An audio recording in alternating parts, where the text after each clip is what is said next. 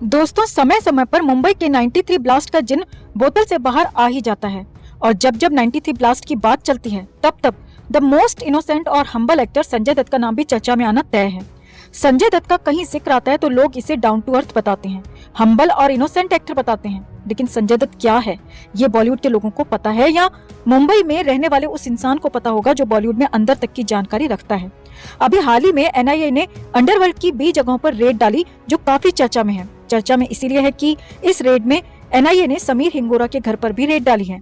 समीर हिंगोरा के बारे में हम आपको शॉर्ट में बता दें कि 93 में जब संजय दत्त के घर से AK-56 और बाकी हथियार मिले थे, वो दाऊद ने मुंबई पहुंचाए और वो मुंबई में अलग अलग लोगों को बांटे गए थे। उन्हीं हथियारों में से AK-56 थी जो समीर हिंगोरा ने अपनी गाड़ी में रखकर संजय दत्त के घर पर जाकर छोड़ी थी। समीर हिंगोरा पेशे से एक फिल्म प्रोड्यूसर है। समीर हिंगोरा का जिक्र आया तो संजय दत्त का भी जिक्र आना तय है और हमें संजय दत्त पर लिखी एक किताब का एक वाक्य याद आ गया। हमने 2 साल पहले वो किताब पढ़ी थी। ये किताब यासिर उस्मान ने लिखी है और यासिर उस्मान ने बॉलीवुड के कई एक्टर्स की बायोग्राफी लिखी है।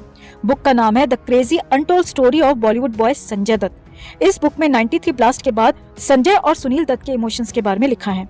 किताब में लिखा है कि जब सुनील दत्त को पता चला कि 93 ब्लास्ट हो गया है और उसमें संजय दत्त का नाम भी शामिल है तो वो काफी ज्यादा परेशान हो गए। उस समय के जॉइंट कमिश्नर MN सिंह ने कहा कि अगर संजय दत्त हथियारों की बात धमाकों से 2 दिन पहले भी बता देता, किसी को भी बता देता, पुलिस को या अपने बाप को, तो ये जो धमाके हुए थे मुंबई में, इन धमाकों को रोका जा सकता था, सैकड़ों लोगों को बचाया जा सकता था और हजारों करोड़ रुपए की संपत्ति स्वाहा होने से बच जाती। सुनील दत्त कमिश्नर की बात सुनकर संजय दत्त से मिलने जेल जाते हैं और संजय दत्त से इनोसेंट संजय दत्त से सच बोलने को कहते हैं। सुनील दत्त ने कहा कि मुझे सच बताओ, जो भी तुम जानते हो या जितना भी तुम इस केस में इन्वॉल्व हो। संजय दत्त जेल में बंद था, उस पर 93 बम धमाकों के आरोप लगे हुए थे, लेकिन संजय दत्त पूरी तरह से बेफिक्र था। सुनील दत्त के बार बार पूछने पर संजय दत्त ने कहा कि उसकी रगों में एक मुस्लिम का खून दौड़ रहा है और वो एक सच्चा मुसलमान है और दंगों में मुसलमानों के मरने का उसे बहुत दुख है और वो बदला लेना चाहता था। सुनील दत्त ने कहा कि दंगों में सिर्फ मुस्लिम ही नहीं मारे गए, हिंदू भी मारे गए थे। तो इनोसेंट संजय दत्त ने फिर से कहा कि उसकी रगों में एक मुस्लिम का खून दौड़ रहा है। संजय दत्त की बात सुनकर सुनील दत्त बहुत सदमे में आ जाते हैं और वापस अपने घर आ जाते हैं। किताब का ये वाक्य बताता है कि संजय दत्त ने जो भी कुछ किया वो जानबूझकर किया था और करने के बाद भी उसे किसी भी तरह का कोई भी अफसोस नहीं था। संजय दत्त की बातों से ये भी लग रहा था कि उसे 93 ब्लास्ट के बारे में पहले से ही सब कुछ पता था और उससे भी बड़ी बात कि संजय दत्त को अपने किए पर जरा सा भी पछतावा नहीं था। संजय दत्त ने शुरुआती जांच में और सबूत दिखाने के बाद कोर्ट में भी ये स्वीकार कर लिया था कि वो ब्लास्ट के बारे में पहले से जानता था। लेकिन कुदरत का करिश्मा देखिए कि बाद में 93 ब्लास्ट वाला जो केस था, जो धाराएं थी, वो गायब हो गई और सिर्फ हथियार रखने का केस ही उस पर रखा गया, जिसके बाद उसे सजा भी हुई थी। कुछ सजा उसने फुटकर में पहले ही काट ली थी और बाकी जो सजा थी वो उसने 2013 से 2016 तक काट ली थी। और आज की डेट में संजय दत्त राजनीतिक पार्टियों की तरह एकदम साफ सुथरा और पाक पवित्र बन चुका है। संजय दत्त का ये बयान कि उसकी रगों में एक मुस्लिम का खून दौड़ रहा है, सारी कहानी अपने आप में बयां कर रहा है। लेकिन देश की आधी जनता को लगता है कि संजय दत्त ने 20-25 साल बहुत कुछ झेला है। वो एक बेकसूर था और उसने इतना कुछ किया नहीं था जितना उस बंदे ने झेल लिया है। जिसकी जानकारी में सैकड़ों लोगों की हत्या कर दी गई, उसने बहुत ज्यादा झेल लिया है। जिसके घर पर ब्लास्ट से संबंधित हथियार मिले, वो अपने PR की मदद से आज इनोसेंट बेचारा बना हुआ है और लोग उसके बारे में सोचते हैं कि इस बंदे ने बहुत कुछ झेला है। सैकड़ों लोगों की जानें चली गई और ये बंदा आज की डेट में भी खुलकर अय्याशी कर रहा है और इसके लिए बोला जाता है कि इसने बहुत कुछ झेला है। सजा काट लेने से एक आतंकवादी इनोसेंट नहीं बन जाता। क्रिमिनल हमेशा क्रिमिनल ही रहता है। परिवर्तन विचारों से आता है और संजय दत्त के वो बयान जो उसने ब्लास्ट के बाद में दिए थे, वो बताते हैं कि उसका ब्लास्ट से जो कनेक्शन था वो दिल से था और ब्लास्ट के बाद लोगों के मरने के बाद भी उसमें किसी भी तरह का कोई भी परिवर्तन नहीं आया था। मुंबई ब्लास्ट हुआ था 1993 में और साल 2002 में भी संजय दत्त की अंडरवर्ल्ड डॉन छोटा शकील से बातचीत की रिकॉर्डिंग वायरल हुई थी, जो ये बताती है कि 10 साल के बाद भी और 3-4 बार जेल जाने के बाद भी संजय दत्त का अंडरवर्ल्ड के साथ संपर्क बिल्कुल भी नहीं टूटा था। जब संजय दत्त जेल जाके 2002 तक भी नहीं सुधरा था तो 2002 के बाद तो उसे किसी ने हाथ भी नहीं लगाया, ना जेल गया, ना किसी कानून का डर था। तो वो अंडरवर्ल्ड से अपना रिश्ता क्यों तोड़ता? संजय दत्त को अपने किए पर कभी भी पछतावा नहीं हुआ और यही वजह थी कि उसने कभी भी अंडरवर्ल्ड से अपने रिश्ते को खत्म नहीं किया। संजय दत्त जैसे लोग जानते हैं कि देश के कानून को कैसे तोड़ा जाता है, कैसे खरीदा जाता है और सबसे बड़ी बात कैसे कंट्रोल किया जाता है। यही वजह है कि अमीर लोग क्राइम करके भी आसानी से बच जाते हैं और गरीब लोग रेड लाइट भी क्रॉस कर दें तो कोर्ट केस हो जाने के बाद भी 10-20 साल तक तो वो गरीब उसी केस में लटका रहेगा। अमीर आदमी जेल चला भी जाता है तो अंदर जाकर उसे ऐशो आराम वाली जिंदगी मिलती है, और गरीब जेल में चला जाए तो वो वहां पर जाकर झाड़ू लगाएगा और चक्की ही पीसेगा। गलती संजय दत्त की नहीं है दोस्तों, संविधान को लागू करने वालों की है, जो इनके जैसे आतंकवादियों के दिल में कानून का डर आज तक पैदा नहीं कर पाए।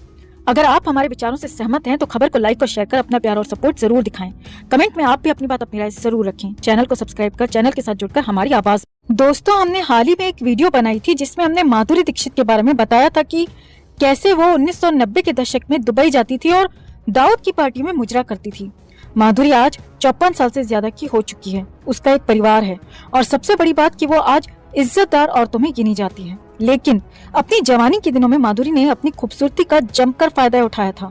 माधुरी ने 1988 में एक फिल्म में काम किया था। ये फिल्म थी दयावान। दयावान को डायरेक्ट किया था फिरोज खान ने और इसमें लीड रोल प्ले किया था विनोद खन्ना ने।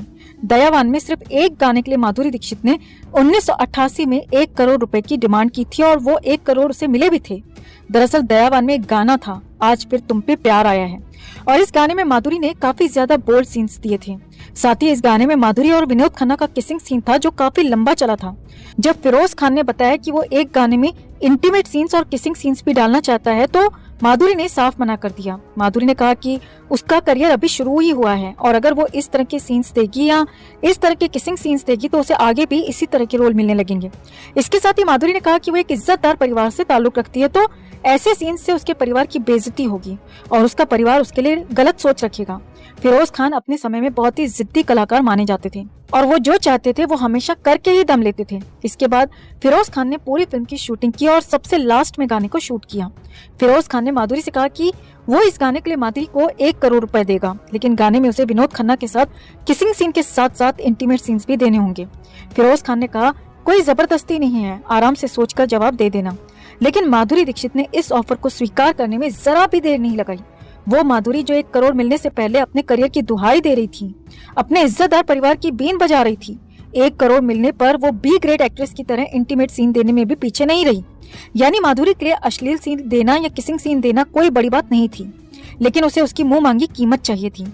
1 करोड़ में हॉट सीन दिए, 2 करोड़ में कपड़े भी उतार सकती थी, और अगर उम्मीद से ज्यादा यानी लगभग 5 करोड़ या 10 करोड़ दिए जाते तो उसकी क्या सीमा थी कि वो क्या क्या कर सकती थी। एक एक्ट्रेस का दुनिया को दिखाने के लिए काम होता है एक्टिंग करना, लेकिन इन्हें जहां लिमिट से ज्यादा पैसे मिलते हैं या मुंह मांगे पैसे मिलते हैं तो ये लोग एक्टिंग के नाम पर पॉर्न या सेमी पॉर्न फिल्में बनाने से भी पीछे नहीं हटते। एक्टिंग के नाम पर बॉलीवुड हमेशा से नग्नता और अश्लीलता ही परोसता आ रहा है और हम भी उसे देखते आ रहे हैं।